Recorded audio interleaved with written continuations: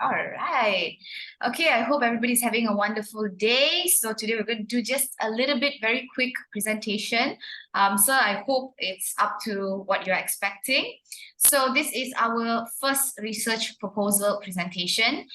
Thank you, sir, for this opportunity. We really appreciate that we are able to do this, even though we are, online learning and stuff like that. So our team consists of three of us, me, Deva Malarkanan, Miss Yasmin Yaakob, and Miss Angeline Premalam Joseph.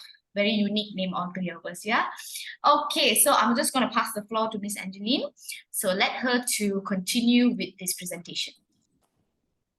Thank you so much, Jasmine. Hey, everyone. And as what mentioned by Jasmine earlier, we are diving into an interesting topic today, the efficiency of digital platform for secondary school students at Rafflesia International School. We are exploring how digital platforms impact students' learning experiences, focusing on platform responsiveness and student engagement. We'll also delve into a subjective insight from both students and educators about usability.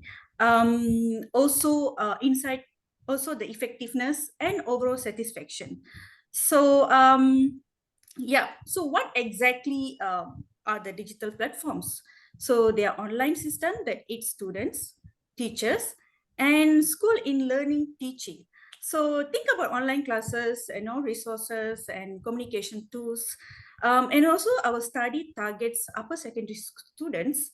Basically, it's because they are the ones mostly using digital platforms as their primary study mode. Next slide, please. Yeah. Problem statement. So why is it so important? Well, understanding the challenges teachers face when navigating this platform is crucial for improvement. Plus, uncovering the pros and cons of digital education will give us a detailed picture of its effect on secondary students. Yasmin and Devamala will be sharing more findings with all of you. And over to you, Jasmine. Thank you. Thank you so much. So the first thing that came into my mind, when we are doing a research is we need to know what we are looking at. We need to have a target. So our target need to be guided with basically problem statement, questions, objectives, so on and so forth. So the first thing that came into my mind was what are the challenges and what are the benefits that faced when we're trying to integrate a sort of online learning platform for the students, because as we know, students are really growing nowadays. They're becoming very smart, so on and so forth. So what is happening, what is happening and what are the challenges we're going to face as educators, as students? So mainly we have focused it and narrowed it down to post-COVID. So we don't want to take something which is pre-COVID, because COVID has changed the entire education learning system. All right. The second thing that came into our mind was that how our Rafflesia International School secondary students can actually utilize like Cognity or online learning applications and all for their own benefit, for their own learning purposes. So while we are focusing on secondary students, one of the reasons is that they are the one who's going to go out to the world after this. Compared to primary, primary there's more stages to go. So secondary, it's more of they are the next batch that's going in. So I think it's more important for them to have blended learning. Can I have the next slide, please, Ms. Yasmin? Thank you. So these are objectives. As I mentioned before, we need to know what we're doing. All right. So number one is that we need to identify what are the factors. All right. So the factors that affect efficiency. For example, the thing that's right off my bat will be like, I don't know, internet connection, something like that. So we have to think about the factors that affect it. And we are specifically looking at the group from 13 to 17 years old, secondary school. And we are looking at post-COVID-19 academic lessons and achievement, okay? The other thing that we're going to put our focus on will be how we're going to analyze, the benefits and probably talk about the challenges that's faced by educators or school administrator in general, and how we can help them with our research. Yeah, can I have the next slide, please?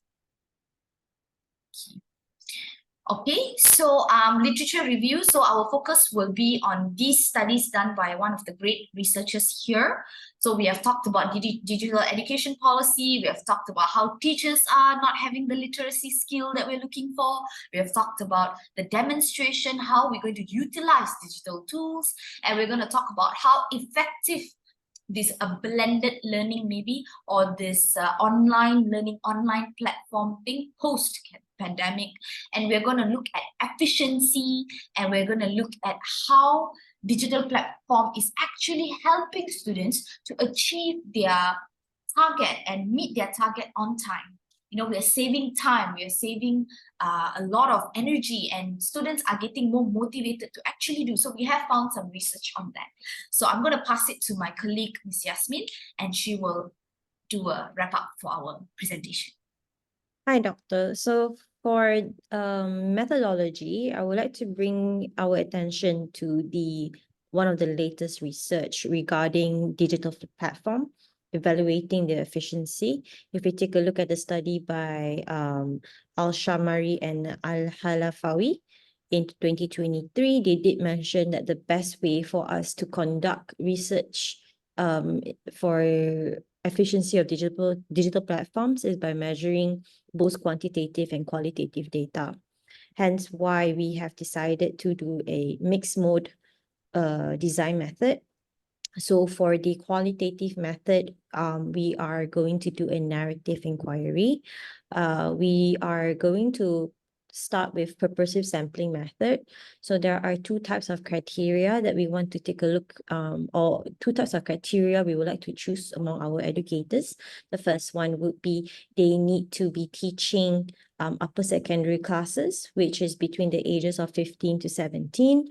And the second criteria is that they should be, or they are experienced in using digital platforms for at least 6 months into the school. So how we are going to do narrative inquiry is by having structured interview questions. Reason being why it's not semi-structured is we have not had any past experiences conducting the semi-structured interview. So it's better for us to have a guideline. We will also put in open-ended questions as well for more explorative ideas. The next one will be quantitative method. The method that we'll be using is mainly survey. The sample size will be around 30 students. So we will hand out Google Forms to the students, filled with questions designed to measure the main two things, which is student engagement and student achievement.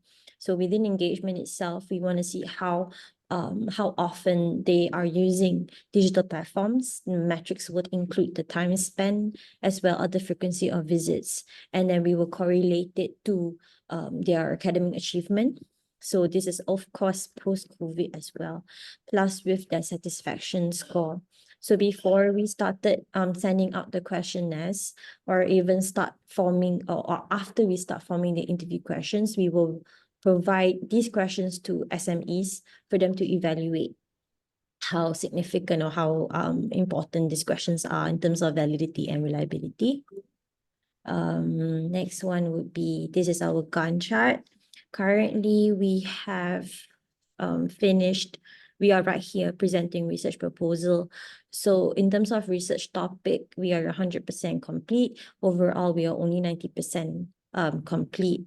We are expected to finish our study by April 20th, finalizing our draft on April 21st. We are also expecting for our methodology to start being handed out to students and also to teachers somewhat in the middle of March. So hopefully everything goes on smoothly. So that's all from our group. Thank you so much for the time given. Assalamualaikum, and have a very good day.